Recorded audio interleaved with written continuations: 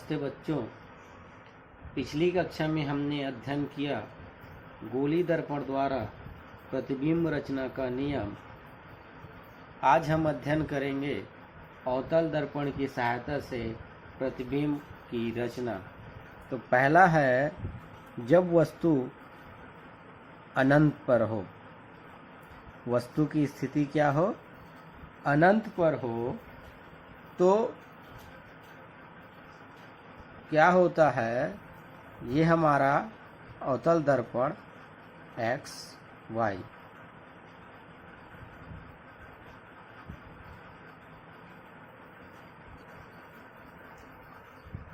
दर्पण का मुख्य अक्ष ध्रुव P, फोकस F, वक्रता केंद्र C। एक वस्तु कहाँ है? अनंत पर स्थित है। तो हम जानते हैं प्रतिबिंब रचना के नियम से मुख्य अक्ष के समांतर आपतित किरणें, मुख्य अक्ष के सामने जो किरण आपतित होती है वह दर्पण से परावर्तन के पश्चात मुख्य फोकस से होकर चली जाती है। तो वस्तु अनंत पे है तो वस्तु से आने वाली एक मुख्य अक्ष के समांतर किरण दर्पण से टकराती है और परावर्तन के पश्चात मुख्य फोकस से होकर चली जाती है। तो एक दूसरी किरण मुख्य अक्ष के समांतर आपतित होती है और परावर्तन के पश्चात यह भी मुख्य फोकस से होकर चली जाती है। तो इन दोनों किरणें एक दूसरे को जहाँ पे काटते हैं वहीं पे बनता है वस्तु का प्रतिबिंब। तो दोनों किरणें एक दूसरे को कहाँ पे काटे? मुख्य फोकस पे काट रहे हैं, इसलिए वस्तु का प्रतिबिंब कहाँ बनता है? मुख्य फोकस पर। प्रतिबिंब का आकार कैसा होता है? बहुत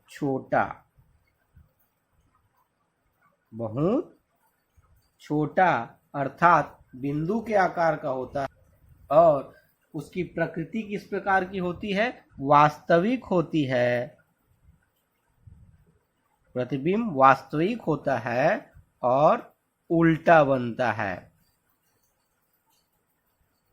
तो जब वस्तु अनंत पे स्थित है तो उसका प्रतिबिंब मुख्य फोकस पर बनता है, वस्तु से बहुत छोटा बनता है अर्थात बिंदु के आकार का बनता है, वास्तविक और उल्टा होता है। चलिए दूसरा, जब वस्तु कहाँ पे स्थित हो? अनंत और वक्रता केंद्र के बीच स्थित हो। कहाँ? अनंत और वक्रता केंद्र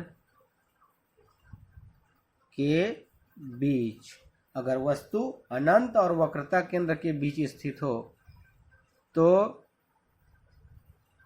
दर्पण एक्स वाई।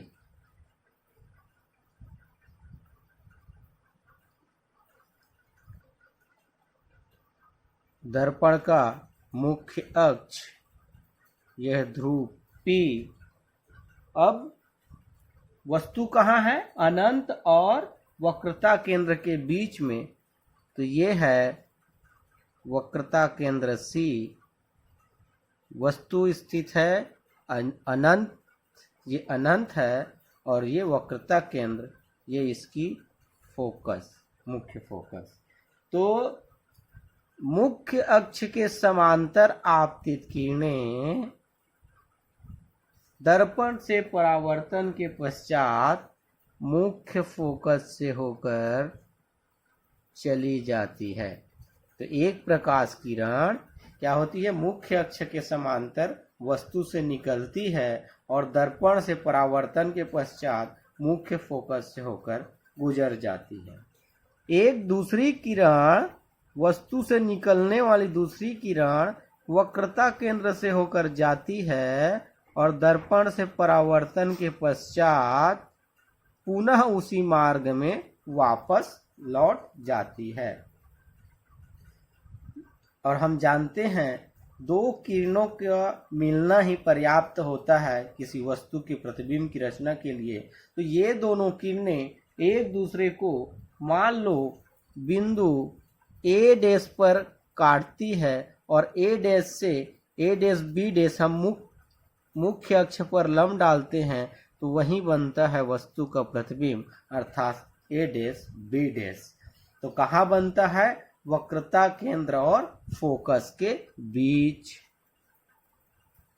वक्रता केंद्र और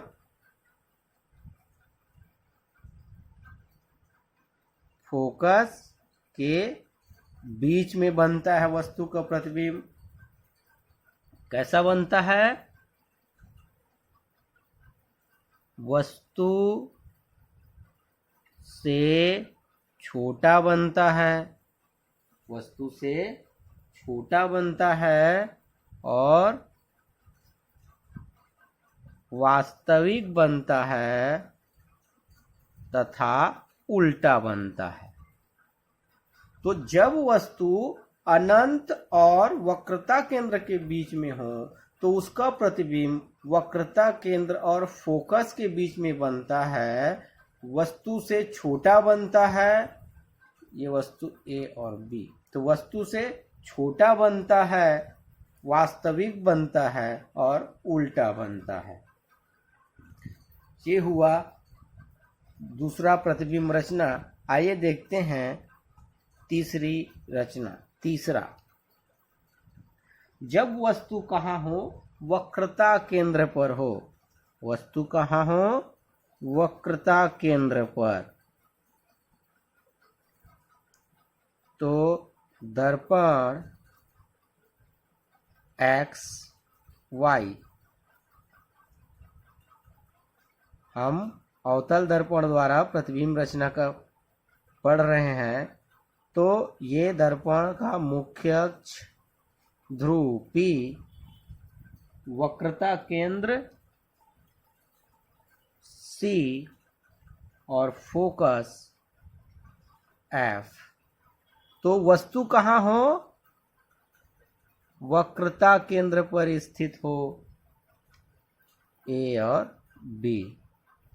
तो हम जानते हैं वस्तु से निकलने वाली मुख्य अक्ष के समांतर किरणें दर्पण पर आपतित होती है और परावर्तन के पश्चात वह मुख्य फोकस से होकर चली जाती है।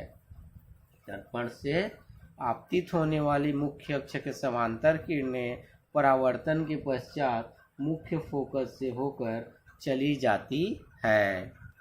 और एक दूसरी किरण वस्तु से निकलने वाली किरणें, जो मुख्य फोकस से होकर गुजरने वाली किरणें दर्पण से परावर्तन के पश्चात मुख्य अक्ष के समांतर हो जाती है।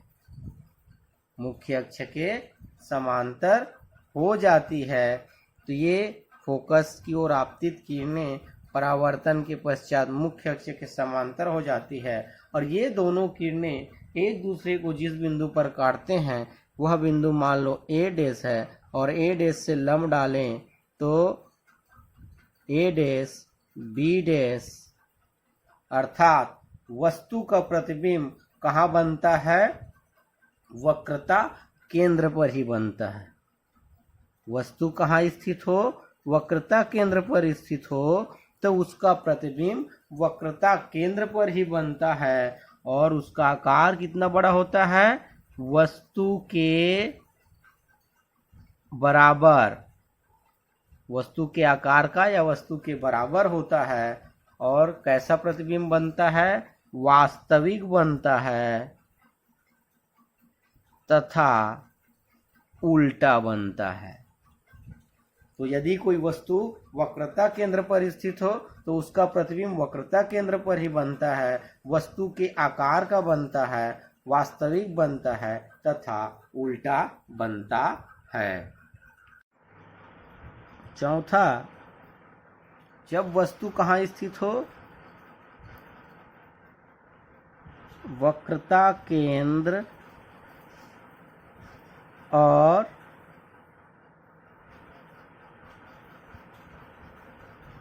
मुख्य फोकस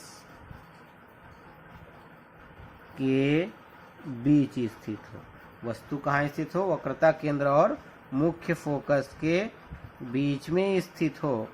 तो ये अवतल दर्पण, ये उसका मुख्य अक्ष,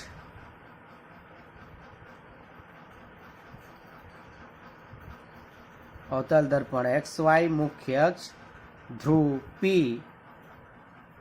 तो वस्तु कहाँ स्थित हो? वक्रता केंद्र C और फोकस F के बीच स्थित हो।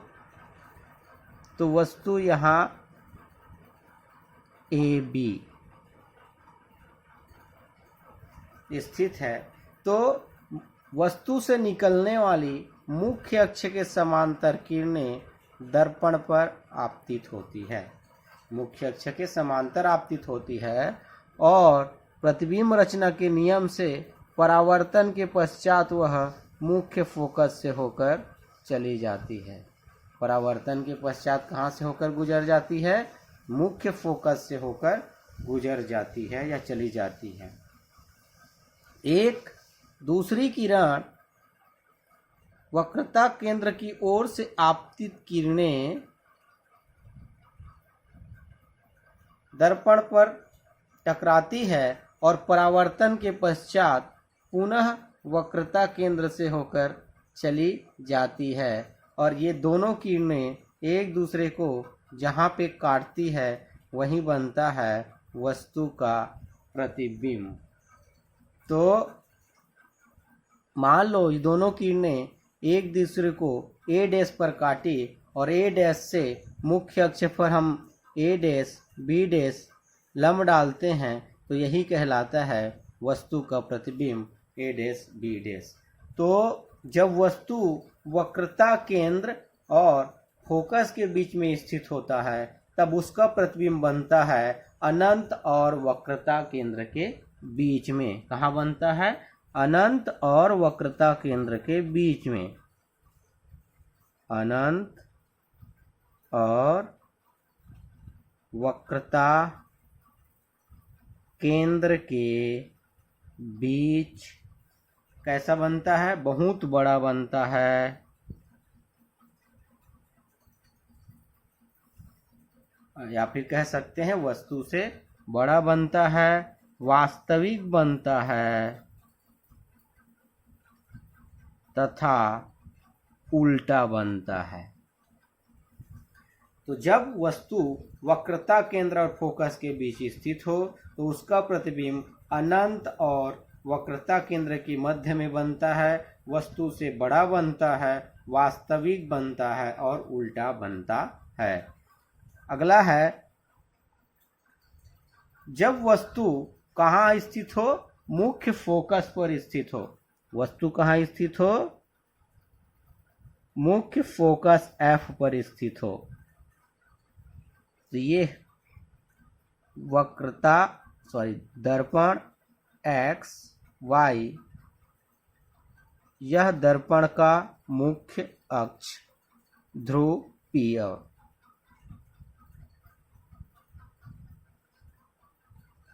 तो वस्तु कहाँ स्थित होना चाहिए? मुख्य फोकस पर F पर स्थित है और यह उसकी क्या हो गई? वक्रता केंद्र हो गई। तो वस्तु फोकस पर स्थित है A B।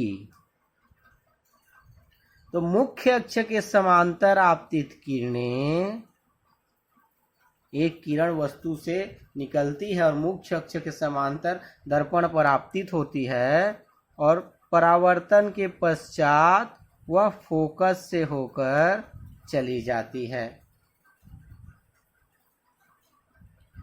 वक्रता केंद्र की ओर से आपतित किरणें दर्पण पर आपतित होती है और परावर्तन के पश्चात वक्रता केंद्र से होकर चली जाती है। दो किरणें निकली, एक किरण मुख्य अक्ष के समांतर आपतित हुई और परावर्तन के पश्चात मुख्य फोकस से होकर चली जाती है। एक दूसरी किरण वक्रता केंद्र की ओर से दर्पण पर आपतित हुई और परावर्तन के पश्चात पुनः उसी मार्ग में वापस लौट जाती है। तब वस्तु का प्रतिबिंब बनता है। चूंकि दोनों किरणें एक दूसरे के समांतर निकल हो जाती है, इसलिए ये दोनों एक दूसरे को अनंत पर काटती है, अर्थात अनंत पर मिलती है। इसलिए वस्तु का प्रतिबिंब बनता है कहाँ? अनंत पर। वस्तु से बहुत बड़ा बनता है।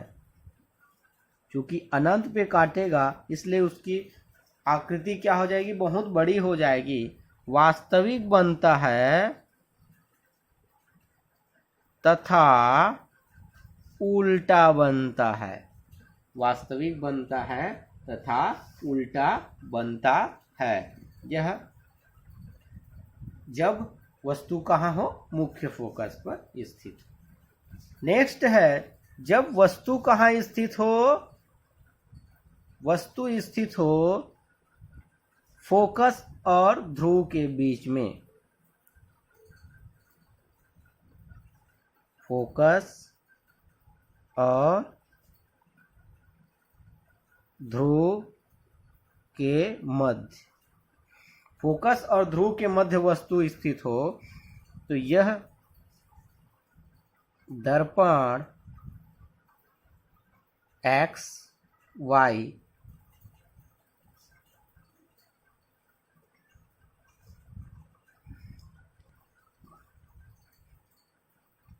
यह दर्पण का ये है मुख्य अक्ष और ध्रुव P, फोकस F, वक्रता केंद्र C। वस्तु कहाँ स्थित है? ध्रुव और फोकस के बीच स्थित है वस्तु A B। तो वस्तु से निकलने वाली मुख्य अक्ष के समांतर किरणें दर्पण पर आपतित होती है और परावर्तन के पश्चात यह मुख्य फोकस से होकर चली जाती है। एक किरण मुख्य अक्ष के समांतर दर्पण पर आपतित हुई और परावर्तन के पश्चात वह मुख्य फोकस से होकर चली जाती है। वक्रता केंद्र की ओर से आपतित किरण दर्पण पर पड़ती है और परावर्तन के पश्चात वह वक्रता केंद्र से होकर चली जाती है। अब ये दोनों किरणें क्या होती है? आगे की ओर फैलती जाती है, अर्थात यह अनंत पे भी एक दूसरे से नहीं मिलेगी। इसलिए इन दोनों किरणों को अगर हम पीछे की ओर बढ़ाएं, दोनों किरणों को क्या करें? पीछे की ओर बढ़ाएं तो इनका प्रतिबिंब दर्पण के पीछे प्राप्त होता है। अर्थात मान लो एक दूसरे को A डैश पर काटती हैं और A डैश से मुख्य अक्ष पर लंब डाला जाए तो A डैश B डैश यही कहलाता है वस्तु का प्रतिबिंब। तो जब वस्तु कहाँ स्थित हो? फोकस और ध्रुव के मध्य स्थित हो तो उसका प्रतिबिंब दर्पण के पीछे बनता है। दर्पण के पीछे बनता है। कैसा बनता है? वस्तु से बड़ा। वस्तु छोटा है, उससे बड़ा। वस्तु से बड़ा। अब यह प्रतिबिंब आभासी होगा क्योंकि प्रकाश किरणों को वस्तु से जो किरण निकल रही है उसको हमने पीछे की ओर बढ़ाया, तो जिसके कारण वो एक दूसरे को मिले, और आगे की ओर वो किरणें एक दूसरे से नहीं मिल रहे हैं तो उन किरणों को हमने पीछे की ओर बढ़ाया, जिसके कारण हमें प्रतिबिंब प्राप्त हुआ। इसलिए यह प्रतिबिंब कहलाता है आभासी प्रतिबिंब होगा और यह बनता है सीधा।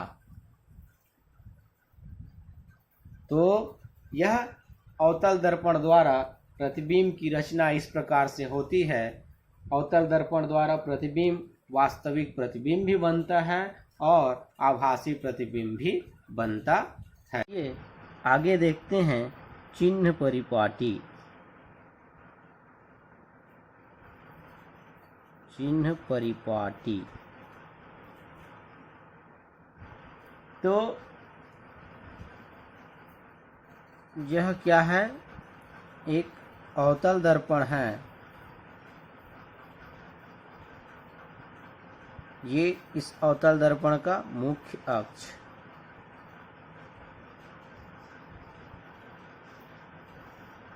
यह हमारा एक उत्तल दर्पण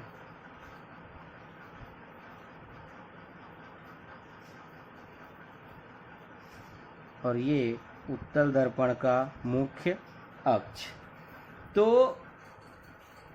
अगर वस्तु क्या है, दर्पण के सामने स्थित है, तो वस्तु की स्थिति, प्रतिबिंब की स्थिति,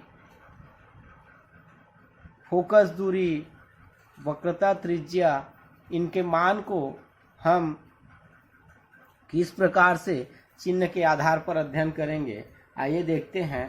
तो आपतित किरण की ओर मापने वाली दूरी, किरण इस दिशा में आपतित हो रही है, तो आपतित किरण की दिशा में अगर दूरी मापा जाता है तो उस दूरी को हम लेते हैं धनात्मक। आपतित किरण की दिशा में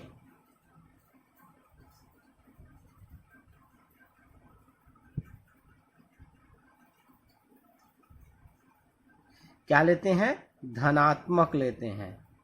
और अगर आपतित किरण के विपरीत दिशा में दूरी मापा जाता है तो इस दूरी को ऋणात्मक लिया जाता है। उसी प्रकार से अगर आपतित किरण की दिशा में दूरी मापेंगे उत्तल दर्पण में तो इस दूरी को हम धनात्मक लेंगे, और आपतित किरण के विपरीत दिशा में अगर दूरी मापेंगे तो इस दूरी को हम ऋणात्मक लेते हैं। मुख्य अक्ष से ऊपर की ओर अगर दूरी मापते हैं, मुख्य अक्ष से ऊपर की ओर अगर दूरी मापते हैं तो इन दूरियों को लिया जाता है धनात्मक। क्या लिया जाता है? धनात्मक लिया जाता है। और मुख्य अक्ष के नीचे अगर दूरी मापी जाती है तो इस दूरी को हम ऋणात्मक लेते हैं। इस प्रकार से तो आपतित किरण की दिशा में मापी गई दूरी धनात्मक होती है और आपतित किरण के विपरीत दिशा में मापी गई दूरी ऋणात्मक होती है। मुख्य अक्ष के ऊपर मापी गई दूरी को धनात्मक लिया जाता है और मुख्य अक्ष से नीचे की ओर अगर दूरी मापी जाती है तो उस दूरी को ऋणात्मक लिया जाता है। अगला, सभी दूरियों को हम ध्रुव को मूल बिंदु मानकर मापते हैं। सभी दूरियां कहाँ से मापी जाती है? दर्पण के ध्रुव से मापी जाती है, अर्थात ध्रुव को मूल बिंदु मानकर हम दूरी को मापते हैं। तो इस प्रकार से चिन्ह पर परिपाटी के आधार पर हम वस्तुओं की लंबाई, प्रतिबिंब की लंबाई, फोकस दूरी, वक्रता त्रिज्या, वस्तु की दूरी, प्रतिबिंब की दूरी, इन सब का मान ज्ञात करते हैं चिन्ह परिपाटी के आधार पर। धन्यवाद।